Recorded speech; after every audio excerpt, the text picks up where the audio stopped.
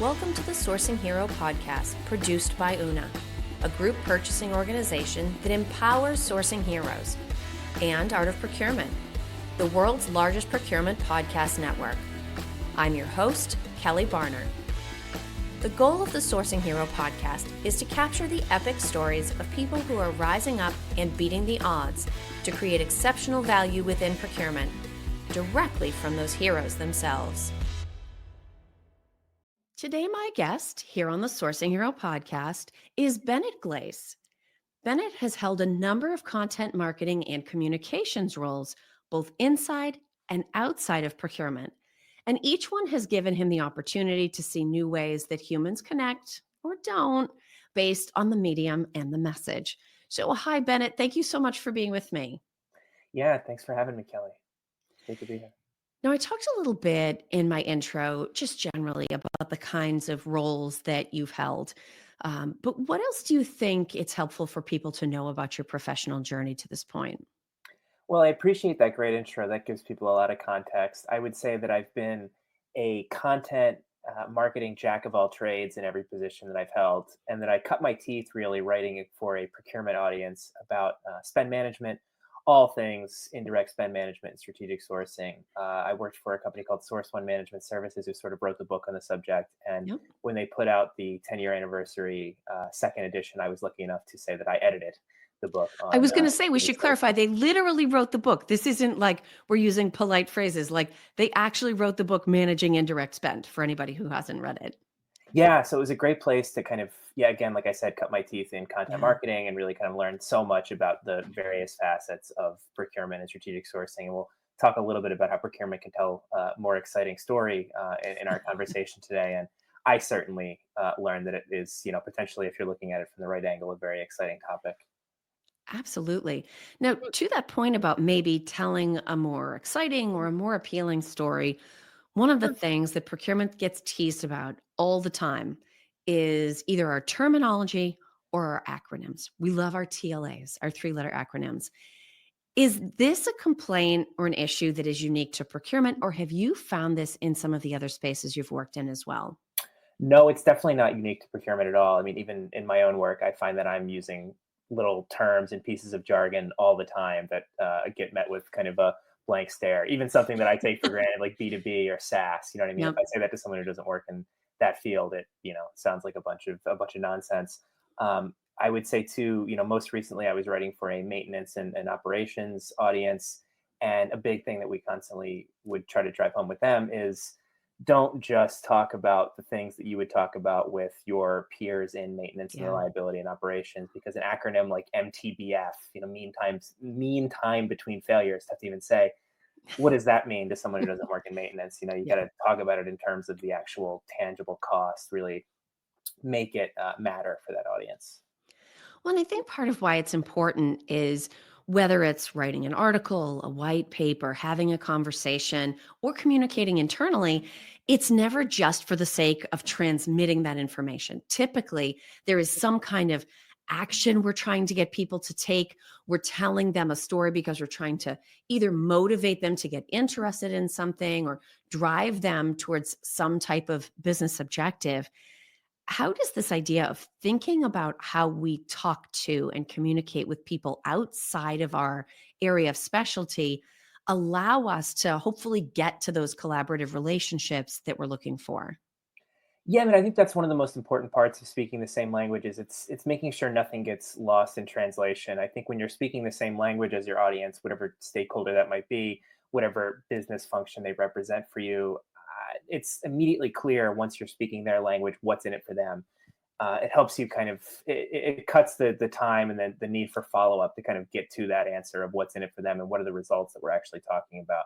Because again, whether you work in procurement or maintenance or marketing, you've probably got some terminology that you would use to describe your pain point, but for all you know, it means absolutely nothing to them. And the more you're speaking the language, I think the more directly you're referring to that kind of shared interest. And it is hard because we get so used to talking to, in my case, other people in procurement, right? And so you might not realize that a term or an acronym is unique or that it's a barrier to understanding. when we think about any of these groups, and we can expand it because you've said this isn't a challenge unique to procurement, anybody that has technical terminology or common acronyms that they're using, how can they expand their use of language so that when they do communicate internally, they are reaching as many people as possible with regardless of the channel, audio, video, written? What sort of role does language play in allowing us to establish the internal reputation that we're ultimately looking for? Yeah, I mean, language is everything. It really can be something as simple as the word savings. That has a very different connotation It for sure procurement does. than it does for, say, marketing. Marketing here is savings, and they think about slash budgets. They think about settling for less. So really, Unhappiness. Yeah. yeah, yeah, kind of subpar agencies. You can't really take anything for granted. I think it comes down to having as many kind of casual conversations as as you can have. I think just learning about the day to day ins and outs of the kind of workday for your Yeah. peers and other business functions, kind of figuring out what their pain points are, how they articulate those, how they articulate what interests them about what they do. That can kind of help you smooth out some of those differences and make sure you're kind of speaking in a common vernacular.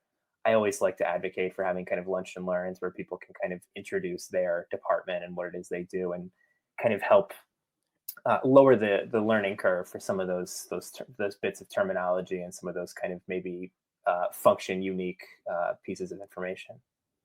And that's an interesting sort of an idea because you talk about a lunch and learn. Another way to look at that would be office hours. If you think about creating a casual situation where you can bring everybody together, certainly it can help you figure out areas where language is serving as a barrier instead of as a conduit. What are some of the other benefits of taking that kind of approach? When we think about internal brand or we think about internal relationships, what are some of the objectives that a team might have that would cause them to say, you know what, let's open our doors and host a coffee and have some people in and welcome them to just come meet us? What would be some things you could achieve in that way? Well, I think that conversation, I think it, having it be casual, having it be something that happens on Slack, or having it be just something that kind of is in an optional meeting on the calendar. I think that Yeah, it immediately sets a tone that there's nothing to be worried about. That you're coming in ready to learn and ready to collaborate. Again, it's another one of those things that sort of it eliminates the need for back and forth and follow up to kind of get at that common ground and that shared yeah. goal. I think the more casual you can make those conversations, the more easily you can kind of get to that common ground. And the less people are thinking about their department's reputation, the more they're thinking about how their two departments really should be working together. You mentioned office hours. That's been a big one for me when it comes to really opening people's eyes to the various ways that Yeah. marketing and content can work for them, because it might not be something they think about at all. It's not necessarily that there's an adversarial relationship between these units, but maybe they never think about one another. When you have something like office hours in the calendar, it just makes it so much less scary to kind of reach out and ask questions about the various ways that someone in say marketing or procurement or sales or what have you can help you in your day to day. Because there's how we think we're perceived, and then there's how we are actually perceived. And those two things might not be the same, and we could easily not realize it. As a matter of fact, it's funny listening to you talk about that. I'm fresh out of a call where in prepping somebody for the podcast, they said to me, this wasn't nearly as painful as I thought it was going to be. Right. And so even after all of these years and all of the podcasting, I didn't know I was going into a prep session with somebody who had a negative impression of what it was going to be like to be pre-interviewed for a podcast. And so you never know what sort of preconceived notions, personal opinions, desire to engage in some kind of activity somebody is happening until you kind of reduce the temperature, make it more laid back, to your point, make it optional, but allow people to come in and say, oh, there's actually a lot more we can be doing here together than I had realized. Now that I've gotten to know you on a personal level, I no longer see this as an intimidating situation. Now I see it as a good option to collaborate. I know you've run that from sort of a marketing and content standpoint, but I think that's something that procurement could implement internally as well. Yeah, totally. And I think your pre-recording sessions are a great example of how to kind of lower the barrier to entry for people who maybe aren't comfortable in a content production role, who maybe aren't don't think of themselves as being comfortable speaking on camera or speaking into a microphone. I think you did a great job of lowering the learning curve and making it something that's sort of easy to jump right into. I think it's a great example of how I would try to ease people into a relationship with content marketing. And I think when we think about the typical things that are associated with procurement's reputation, this is very stereotyping, right? But it's, oh, they're going to make me pick the lowest cost supplier, or they're not going to listen to the other sorts of business objectives I'm trying to achieve, or they're going to take too long. They're going to insert too much administration or red tape in my process. Some of these procurement reputations have been built up over time, not even by the procurement organization in the company you currently work for. They could be legacy ideas from another company. And so procurement does need to both actively think about and then hopefully actively shape, as we've talked about in some ways through language, what they're projecting internally. Um, do you have any advice for how procurement can try to sort out sort of how are they seen generally, how do maybe individual holdouts see procurement, or what sort of reputation do they think procurement has, so that they can either correct it if it's not right or address the problem if there is a process issue that's actually unintentionally projecting that reputation out into the company? Yeah, well, perception can become reality, right? If procurement is Yeah. perceived as being this kind of low cost or this low value kind of cost center, this entity that nobody wants to work with, that can become the reality. It can become this kind of perpetuating cycle. And I Yeah, think it's only more difficult if you're working in kind of a remote setting, and you have that's maybe, true. say, less of an ear to the ground as far as your perception is concerned.